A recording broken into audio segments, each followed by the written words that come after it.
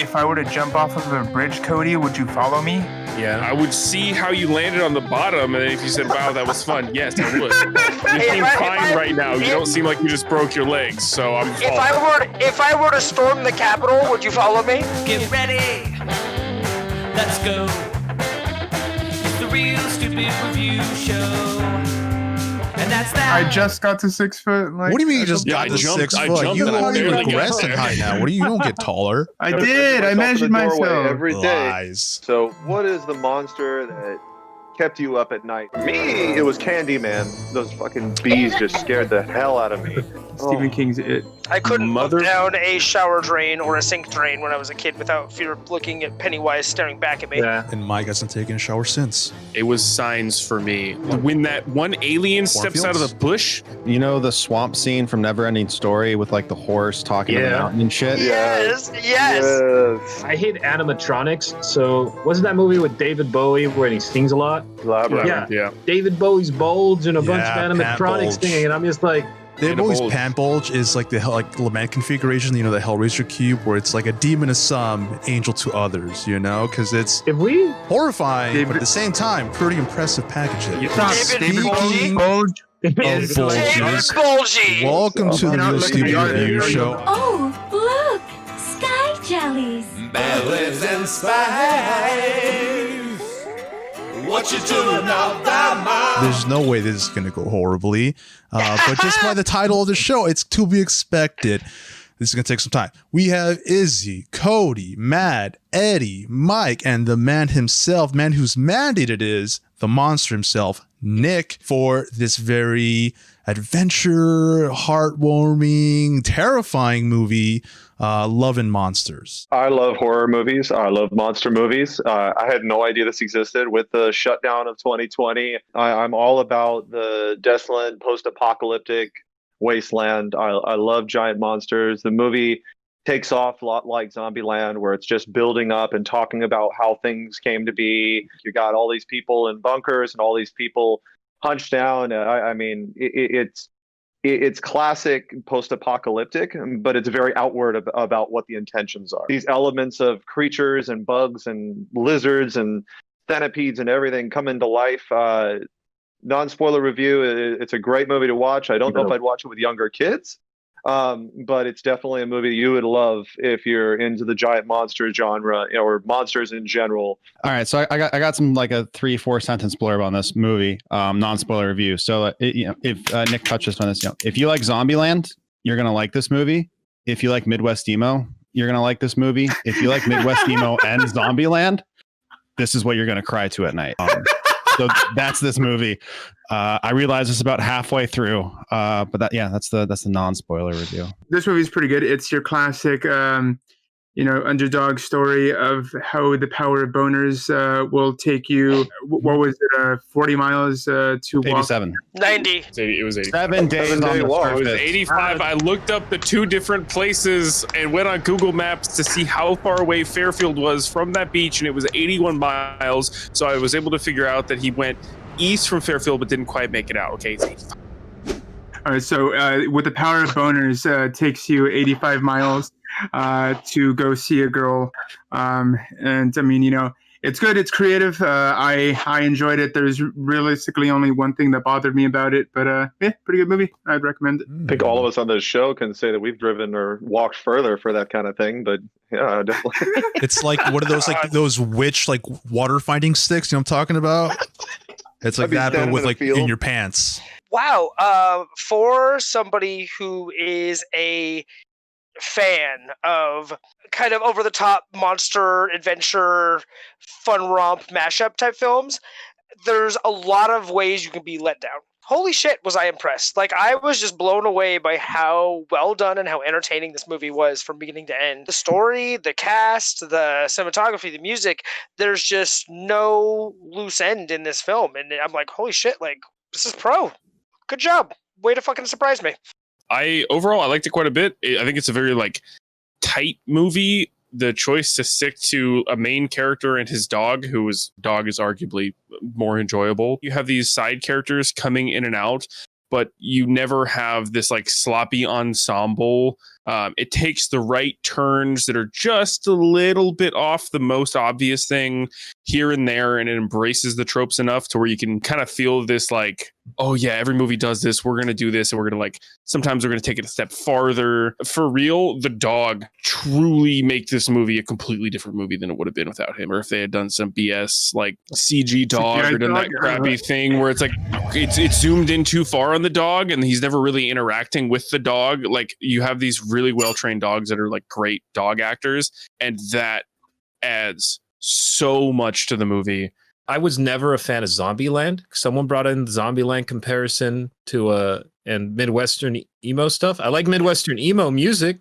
I could tell you that. I thought this was standard in its storytelling. I was like, this follows a lot of a lot of big movies by the book. Like, this is going to happen. This is going to happen. We're going to lay this here and that's going to come back later. Like, it's pretty straightforward. Yes, just because it's straightforward doesn't mean it's not fun as fuck. I had a great time watching this. If I had a complaint about it, maybe it's a Zombieland style dialogue. And I am definitely not a fan of over explanation of like a bunch of shit going on. But overall, I still had a great time. I never looked away from the movie. I think you said also, Cody, a lot of the tropes or the story itself it's pretty common. It's a pretty basic, boy seeks girl. It's just really the setting or the world that enhances it to something that's a lot more memorable, something more fresh. When you're experiencing the movie for the first time, it's like, oh, this is such a cool thing, but it's not totally foreign where you're like, what is this, gelatinous CGI monstrosity in front of me? It's like, oh, I know what this is. This is a frog. This is a centipede. This is whatever. It's like everything feels recognizable enough, but just altered so with both the creatures and the world that it doesn't feel completely fake. So there's a nice blend of this fantasy while still being grounded. Last comment, I guess, is the main protagonist. I love his Jesse Eisenberg, or Peter Parker vibe. He absolutely he owns that. So this is honestly something that I think is worth remembering, especially for the ambition of the scope of the world. I'm low-key salty that I didn't see any lizards, but I digress. Didn't need it. Just because I like lizards, Nick. I don't think that the way the world is like realized and fleshed out is particularly different, but they follow the rules that they set up early. Like movies like this often fall into the trap, and I'm so glad they didn't do that, of spending the first 45 minutes in the main character's bunker. And I can't even think of one, but I know I've seen it a million times. I really, when you're watching it, the state of the world doesn't really matter. It's the background, it's the setting, obviously. But we know as much as Joel knows because the story's about him and his boner. I'm gonna circle back on to Matt and ask if your thing you wanted to say like a million years ago was still relevant. Oh no, fully trampled. Oh no, it's never relevant. That's why I wanted to go first, so I get my one little quib out, because you guys always touch on like very artistical and artistical. I think you meant artistical. Spoiler free nonsense. That monster took way too fucking long to try to kill that dog. Like I realized. Like, I'm sorry. Like, okay, no. Things come out. I need you to like understand that. Like, it's a cold-blooded predator. Yeah. I pulled a notebook out, thought about it, kept watching the scene, and went, "Yeah, this is taking a little too long." Wrote it down, and that was about halfway through it. Whoa! What's going on? What's happening? Boy! Hey, boy!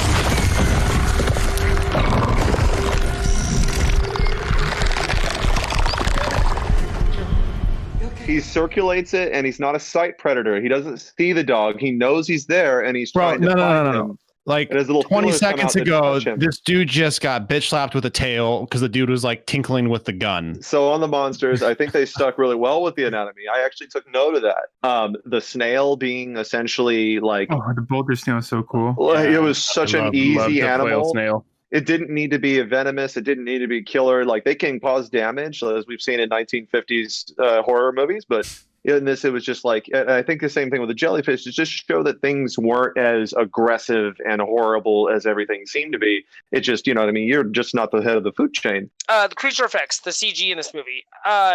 I expected low budget. I expected it to be cheap because it was very much like Jurassic Park.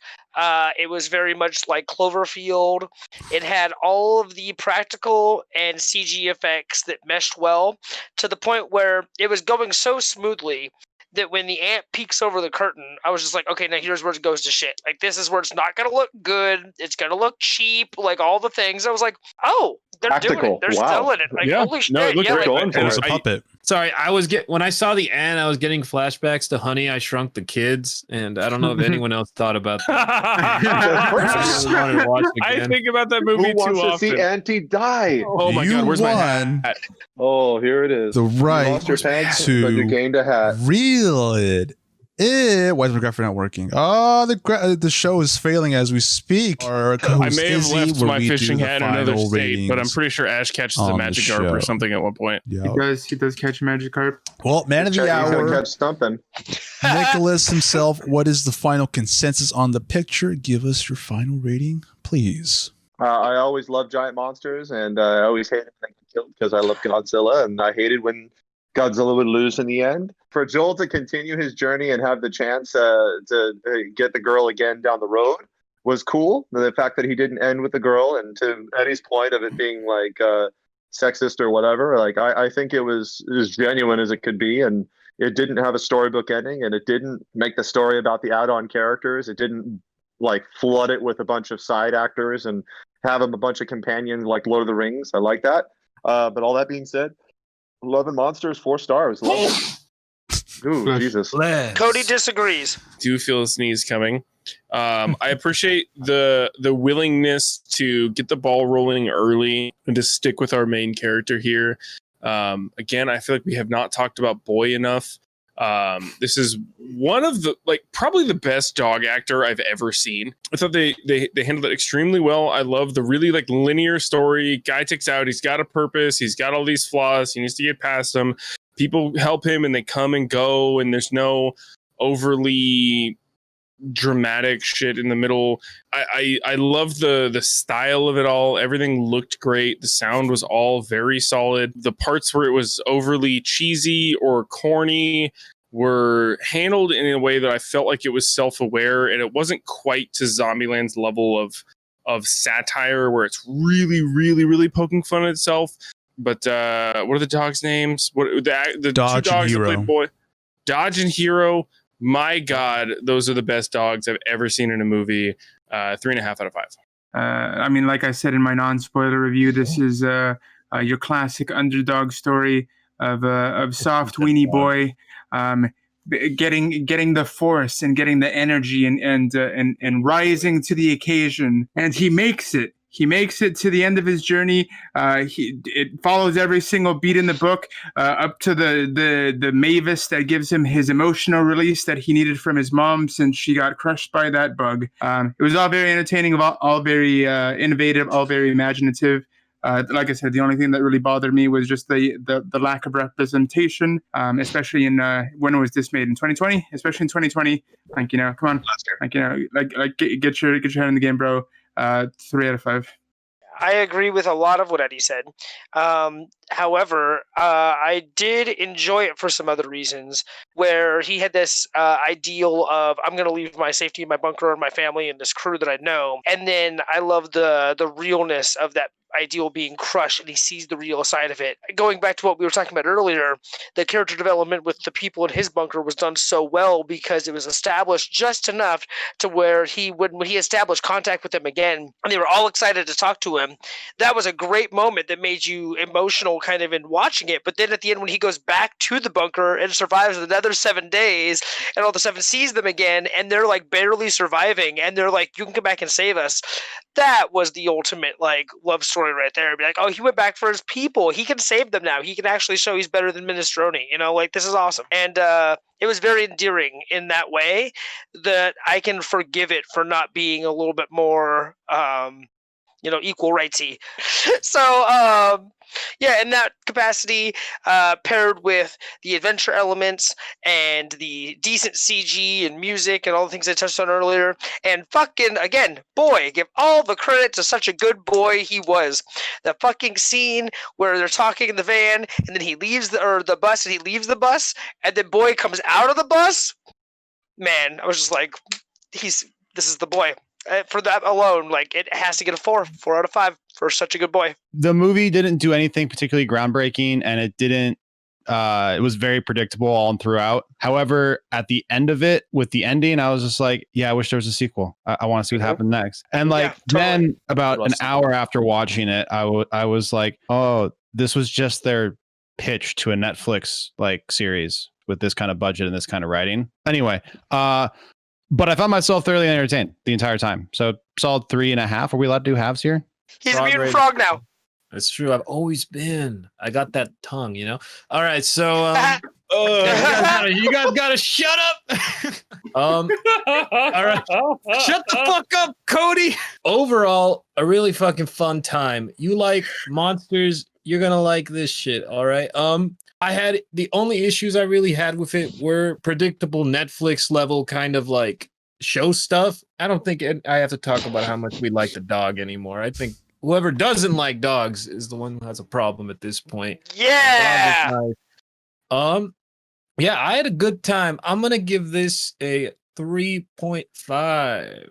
You watch something, you appreciate it, and somehow it makes you upset because you're like, fuck, I am not striving to achieve the most that I can, create a universe where everything in it felt grounded, this very whimsical but dangerous place, and I want to be in this world. I'm fascinated with everything that's happening, all the characters that live in there. They never really lost sight of the core human elements, especially again with the main characters and the dogs. Everything felt connected still. For anything that could really do that and touch my soul, but if you watch the show, basically almost I think every other movie since Chinatown has probably done that. It gets a 5 out of 5 out of 5. I know you guys are all thinking, why am I such a sad virgin? Now, what if I told you I had the secret to take you from virgin to monster slaying Chad in only 7 days? Purchase the Monster Apocalypse Survival Guide Volume 1 today on Amazon. You, just like Joel, will be a monster slaying Chad in only 7 days. In the edit, can you put the schedule right here? Yes. If now you're gonna. I probably wasn't gonna make one. But now you forced me to put one in the edit, so I guess one will be made now. But yes, it'll all make sense. Stuff is coming. I'm coming. We're all coming. So, but we're leaving still. Yeah. We're coming while we're leaving. And we'll see you guys real soon. Social media. Yeah, social media. Or whatever. We're at it. Yeah, one thing that gets really into heroin is opposed to those light heroin users. Just those casual weekend heroin users. All right, look. In comparison to the other ones in the movie, I know. Don't do heroin. Don't do. No.